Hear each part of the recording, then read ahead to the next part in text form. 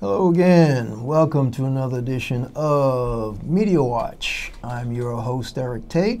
I'm Bob Anthony. Good to see you again, Eric. Our other host, right. Show brought to you with the good graces of Manhattan Neighborhood Network and EVT Educational Productions, Inc. Bob, our last show was a tribute to the news dissector, Danny Schechter. Right. One of the best, most fearless media critics on the planet, and he passed the back end of March. Right. And so, folks, I hope some of you caught that show. You'll probably find it on our YouTube channel shortly if you missed it. Yes, I'll have it up, and I believe it's Media Watch EVT. I'll double check that. I'll give you the exact link at a later show, but we'll have it up soon on YouTube. So Danny would have had a field day with what's been going on in the news over the last week, including the coverage, how good, bad, and indifferent it has been. And there's been some good analysis, and there's been some recovered good reporting after some initial failures. But the backdrop for this issue of news and analysis is what I personally feel, Bob may probably feel similar, the seemingly disregard and disrespect for black lives globally, not just in North America. It happens in the way news media covers or does not cover events that happen. Well, for example, the Boko Haram anniversary for those kidnappings of those young girls was a couple days ago. Correct. The coverage for that kidnap was just almost nil when it occurred. Right. And the coverage of the recent remembrances have been marginal. I've seen a little coverage, but not a lot. Okay. So if you factor that into this year and just recently the 148 college students in Nigeria that was also destroyed by the neighboring militants from Somalia, I believe it was, across the border. Correct. I believe so. Yeah. Coverage on that was not very good, quite sporadic. With the exception of Al Jazeera, on the day it broke, it wasn't very good at all. It sort of, it was on a level, then it fell off a cliff. You heard about it initially, you heard a little updates, and now it's fallen off the cliff. Not really hearing about it at the we did a little check with some of our resource people, and before I got in here for this, I checked with Pearl Duncan, one of our serious media watchers, yes. On her own, not just for our show, and her assessment was, yeah, there's not been the type coverage of those students' killings by those Islamists, those terrorists. So what that leads me to segue to is this rash of recent incidents of police interacting with black individuals in their custody. And of course, the most notorious and most egregious, of course, is the one in South Carolina, Bob. And why don't you jump in on the initial coverage and then the recoup? Well, it's obviously the initial reports out of North Charleston, in which an auxiliary police officer was helping the regular police to apprehend this. No, in South Carolina, it was the regular cop. In South Carolina. In South Carolina? Yeah, that's Slager. Okay. I'm getting my instances mixed. Yes. Okay. Oklahoma. Okay. We'll get to Oklahoma. Yes. Sorry. We're reversing our orders. But right, that was the traffic stop. With, with Slager. Supposedly a broken taillight. Right, and there was some conversation at the car, and then eventually the person in the car took off. Mr. Scott took off, and the first apparently reports on the incident came from the police sources. Right. First, but I was going to say, apparently the officer, the first thing that he thought to do was shoot. He didn't think to chase. He didn't think to tackle. The first thing he thought to do was shoot.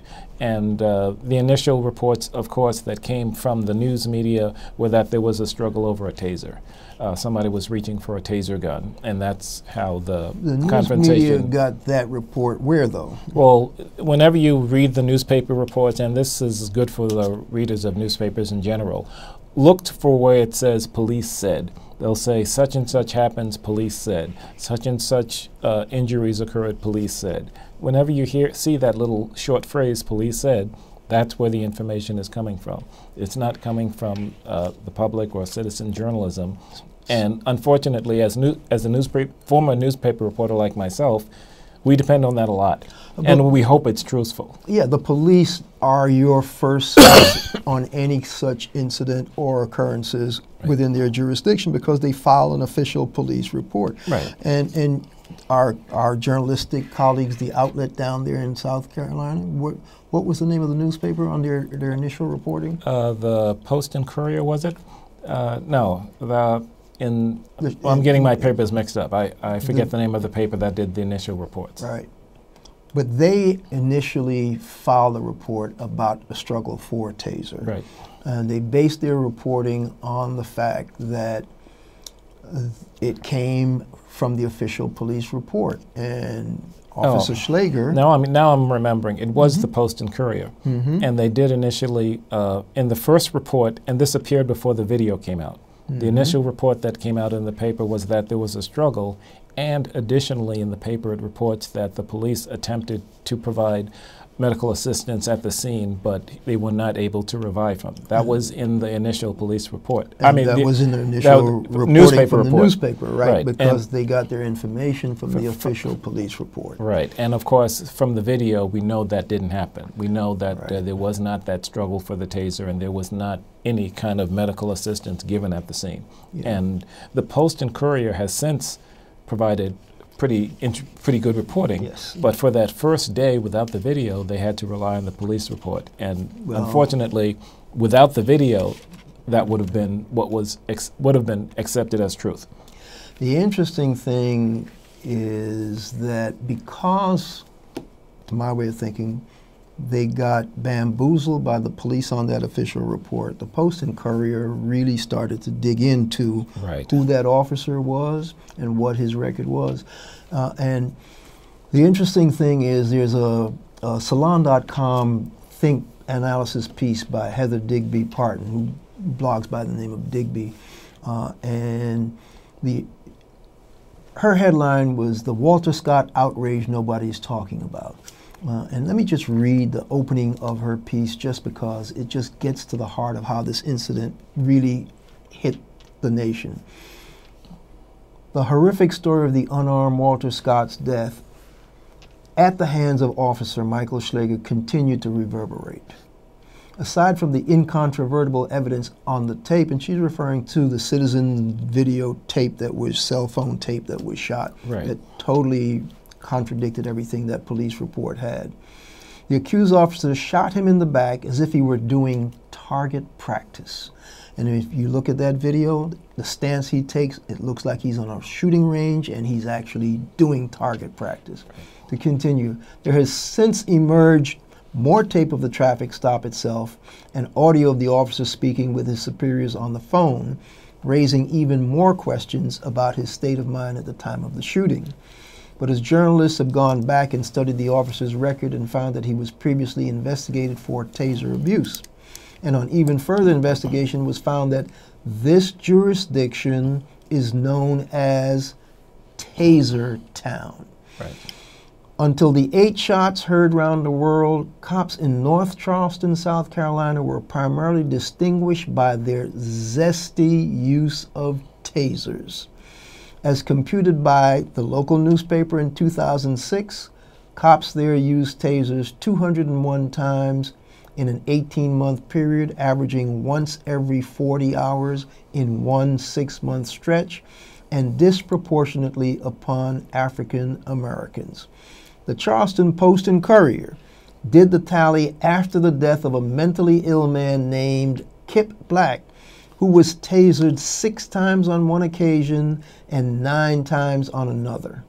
Black died immediately after the second jolting, though the coroner set the cause of death as cocaine fuel, quote, excited delirium syndrome. Now that's a very interesting phrase. I'd never heard of it before, but then I haven't been doing any research on tasers and the victims of tasers. But she continues, It's important to note that Taser International has spent large sums convincing local coroners that this syndrome, quote, parentheses, which primarily seems to kill people in police custody, end of quote, makes it the victim's responsibility if they have the bad luck to die from being shot full of electricity with a taser. It's not just illegal drugs in the system which can allegedly cause it. Adrenaline can as well. So if a person fails to remain calm in the face of an arrest and finds the feeling of 50,000 volts going through their system to be stressful, they have no one to blame but themselves if they die. Now that's quite powerful analysis of what's been going on and factual reporting. Right. So, but that still points to the issue of casually tasering people because you don't really care about their humanity. You have them under your power, and that's the outrage she's referring to. Exactly. The fact that people reading this stuff are not really outraged about how many times people are being tasered left and right when they're in police custody. So yeah, I think she's right. That's an outrage that needs to be brought to a lot of folks' attention. And that was really good investigation, because those are the types of figures that are thrown at you. You have to go dig for those. You've got to look them up. You've got to look them up. You know, it's interesting.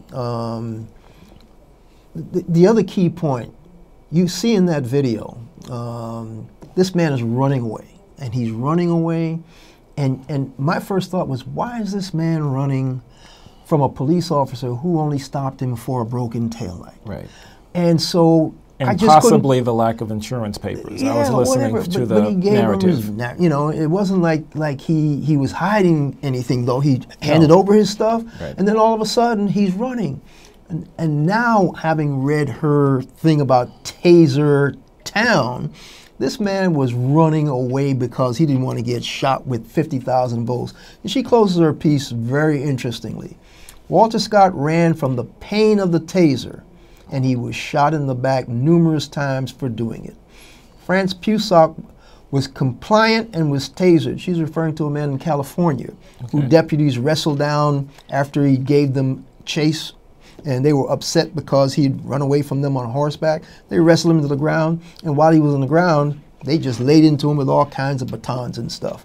So she's saying Pusock was compliant, was tasered and beaten repeatedly anyway. I mean, they had him already in control. I saw the helicopter video. He's flat down, he's tasered, and you can tell that he's tasered because you get that rigid body movement. And but the assault went on, despite the fact that he was down and obviously under their control already. Yeah, and that's what her outrage is about this stuff. Right. It appears that such shootings and beatings, when captured on film anyway, are still considered beyond the pale in America these days. In both cases, officers will have to face some sanctions for their behavior. Slager's facing a murder charge. That's a South Carolina officer. Right, that's the North Charleston case. It's unknown what the California cops will face, but the FBI is investigating, so there may be some federal civil rights charges. It will be very interesting if any of the officers are charged with assault for using the taser. Let's just say it will be among the vast minority of cases ever brought, if they are. And her point being, you zap somebody with a taser, you're assaulting them when you don't need to, and they should face charges for that. Heather Digby Parton is her name. She blogs for Salon.com, maybe others, but she is right on target with this analysis, and I'm happy to bring it to your attention. But the other case, Bob, which you started to talk about, the Tulsa, Oklahoma case. Talk a little bit about that one. Well, I mean, in that case, we had the auxiliary police officer helping out other officers trying to catch a suspect who was running. And you could see on the body cam that they catch up to him fairly quickly. The police officer, at least the one wearing the body camera. And as they wrestle him to the ground, the auxiliary police officer reaches for what he thinks is his taser, and that by itself is a problem, being somebody that close, and instead grabs his pistol and shoots them, and immediately says, "I'm sorry, I shot him," and the person the victim, as he expires on the ground and another police officer has his knee on his throat, the victim says, "I'm losing my breath," and the police officer with the knee on his throat says, "F your breath." Yeah, yeah. I'll spare you the expletive for the sake of Media Watch. But so that was doubly chilling to watch that video. The interesting thing about it is there's supposed to be guidelines about auxiliary police people assisting the Tulsa Police Department. And there's a big investigation going on right now because the required 800 hours of training, this quote auxiliary guy evidently didn't really take them, didn't get them, and they falsified the documents because he's some big-time donor to the Tulsa Police Chief's Department with equipment and goods and trips and whatever. And the other report that came across my inbox deals with the fact that there may not have been any confusion about reaching for whatever, because there's some reporting that states that this guy already had this gun in his hand when he walked over to this stuff during the struggle. Okay. So it wasn't a matter of reaching for blindly for something. Yeah. So there's a lot more that's going to be investigated about that particular incident. But it still gets to the original premise we're talking about. If you have respect for another human being's life, their dignity, you're not so quick to be putting knees in their throats, not be cursing them about, we don't care about your breath, even as they're expiring, and you're not busy pulling triggers left and right all the time. It's just, it becomes... Well, let's just go over the facts. Now, the person was running away, and the person was obviously unarmed. Nothing in his hands as he fled the scene. Why was the auxiliary officer attempting to arm himself, either with a taser or a gun, at that point? I don't know. Now, I've seen the TV reports of what the taser looks like. A big, is it orange or yellow? But it's much bigger than the pistol that he ended up shooting one of those neon grips that bright orange, yellow neon, some kind of chartreuse. Just to make sure you see it. In that particular color range is orange, yellow, chartreuse, bright, neon, electric looking. Sure. As opposed to almost fluorescent. Yeah, right. Okay. It glows practically. Right. And I don't handle weapons. I don't have a military background like you, so I don't know the difference between certain things. But I look at it, and even if I was blindly reaching for one or the other, I could easily tell. The grip so different, you would know just by the grip if you just look at the taser. I've never picked up a taser in my life, but I saw that taser that they showed for the illustration. Totally different grip than the weapon. So I appreciate the reporting that goes into the description of the different handheld devices and how someone would be hard to mistake it, even in pitch black. So it'll be interesting to see how the narrative changes as we get closer to a trial. Because now we have a manslaughter charge against the auxiliary officer. Yeah. And once again, we have a quick charge against an officer, which we weren't seeing before. Don't know if that means things are changing, but it means that patience is shortening, I believe. My gut feeling is quick manslaughter charge because that auxiliary cop wasn't a real cop. That's just my gut feeling. Okay. If he were a full police officer in that department, the charge may not have been. And the attorney that's been hired to defend this guy is sort of nonplussed and surprised that even a manslaughter charge was brought against his client. That stuns me when I hear language like that. But you remember we've time and again talked about this whole lack of respect. We've taken it historically back to the black codes, correct, the whole bit, because folks, when we deal with trying to do analysis on behavior, whether it's police behavior or white supremacist behavior or black on black crime behavior, we try to at least put it in some kind of historical perspective. Sure. And when I say there seems to be a wave of these kinds of policing tactics, whether it's broken windows and stop and frisk, it harks back to those black codes. So I want you to pick up, because there's a related story that we've brought to you before, folks, when we were talking about how police react to black communities and black potential suspects. the Miami Garden story, which we thought was a separate entity unto itself. We thought it was a blip. Right. Yes, and that's kind of why we reported it. Yes, but guess what? You want to do I want to give a little bit of a background. Yeah. I mean, it was a case, and luckily here again, it was filmed by security cam in this little bodega or convenience store in Miami Gardens, where the police were constantly coming after this employee, arresting him over and over again. Even though he worked there, they would come in, harass him, arrest him, even as he did his job. And it just went on and on. It was just so outrageous. It hit the news locally because they were kind of aghast at what was happening in their backyard. Right. But because of all these incidents that popped up, there was a guy who did another Salon.com piece on Wednesday, April 15th. When this show airs on Monday, it'll be last Wednesday. But a guy by the name of Jason Williams headlined a piece called "The Orwellian Police Tactic That Targets Black Americans for Simply Existing." And it turns out that the Miami Gardens thing was not a blip. It's basically another type of police tactic that what they do is they get something called trespass letters. They solicit business operations to get a letter saying that they don't want people trespassing on their property, and the cops have every right to make sure that doesn't happen. Well, unfortunately, that gives the police the discretion on who's a trespasser without even checking with the business owner. The Salon piece by Jason Williamson goes to the effect, between 2011 and 2013, the Grand Rapids Police Department, which is not small, which is not a little Miami Gardens, respectable sized town, they either cited or arrested approximately 560 people for trespassing on business property, pursuant to the trespassing letter policy. In a city in which black people make up roughly 20% of the population, 59% of those detained for trespassing under this policy were black.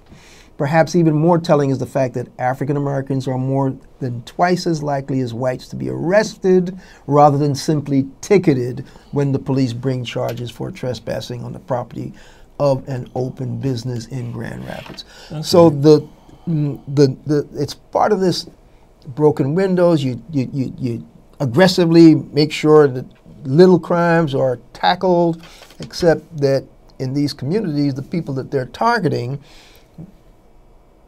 who are really not committing any crimes, are black and brown people. And this is something I didn't know about until you mentioned it. A trespass ticket, essentially. It's a letter. So I open a little bodega and I sign this type letter and I give it to the police officers. They keep it on file. I think I'm doing myself a favor in just letting the police know. But your employees may be in trouble. Exactly. and the same Salon.com went back and referenced the Miami Gardens story, and it's interesting. The zero tolerance trespassing program was actually profiled in This American Life, according to Williamson. And he says it was African Americans again who bore the brunt of the program's implementation. Neither business patrons nor store employees were safe from Miami Gardens' officers, who embarked on a terrifying and unnecessary trespass enforcement spree that contributed significantly to the roughly 99,000 total stops made by officers over the course of 5 years in a city of only 110,000 people. And those numbers are just astonishing because the community, the municipality, actually isn't that old. It was formed not maybe a few decades ago to give people home rule, to make the community feel like they have a fire department and a police department they could rely on. It was meant to create a community that people could feel safe and sure about. Yeah. And this is triply disappointing. And unfortunately, and we reported this too, a new police chief was hired to hopefully make amends to this mess. And we know now that a few months ago that he was arrested in a sting operation for soliciting. And so here we go again at ground zero for Miami Gardens. It doesn't help that one guy who worked in that particular store, because this guy was stopped more than 250 times for suspected trespassing on the property of the convenience store where he worked. Right. More than 60 of those stops resulted in him being arrested. And so the man couldn't even go to work and do his job properly. And you see it in the videos. You see him actually outside by the dumpsters. He just gets turned around and arrested. Mm-hmm. You see him in the store lining up cans of soda, and the police come in and they arrest him. And luckily, the owner finally got the video to somebody who could spread the word around. And that's what created the traction in Miami Gardens. But it's like the black codes from colonial periods have been revisited on black and brown people again in North America. And so, I don't know. Something needs to be done. There needs to be some kind of revisiting of how police interact with their communities. We've got about 2.5 minutes. Yes. I don't know if we have enough time to deal with the brouhaha about the announced presidential candidates for 2016, but I know Hillary Rodham Clinton made her announcement. And did you see how the New York Post covered it? No, I didn't. I wish I had the image to show you. What was the headline? Well, the headline, well, that's an easy one. The headline was Hill No. Okay, so we know where they stand politically. Yes, Hill no. And they had an extremely lousy photo of her with her mouth wide open on the cover. I wish I had brought in the Post so I could show it to you. That would have been nice, yes. That's what you call non-objective. No. Whatever. No, and the Post is like Fox News. I really don't call them real journalistic rag. They might as well just use yellow paper and get over it. Get over with it. I mean, it's yellow journalism, you know, as they taught it back in the 80s. Propaganda machine. Yes. Okay, yeah. And the New York Times, I didn't see that. I didn't see how they covered it. Obviously, they covered it straight. Yeah. Well, besides Hillary, the Republicans had Marco Rubio who announced, and they had Ted Cruz who announced. The interesting thing that will be worth watching, and we'll keep an eye on it for our viewers, is who's going to be challenging the influx of big money, because Marco Rubio has his own back pocket hedge fund billionaire. Ted Cruz has his own back pocket hedge fund billionaire. Right. And Hillary Clinton, to the surprise of many, including myself, came out and said, big thing we have to do is get rid of all this crazy money flooding into our elections. Right. So who would have thought? Because we all know Hillary is quite friendly with the folks on Wall Street. Right. She has no issue raising funds. That's right. So who knows how that's going to play out. But we do want to revisit that, because there was a very interesting story about a postman from Florida flying a gyrocopter onto the lawn of the Capitol, right? Just so he could protest all this money flooding into our national and local elections. The man was just so fed up. He said, I know it's a restricted airspace. I'm flying in anyway just to call attention to this issue. And we're 10 seconds. More power to him. Bob, thanks again. Eric, it's good to see you again. Folks, thank you, and we'll catch you the next time. This has been Media Watch.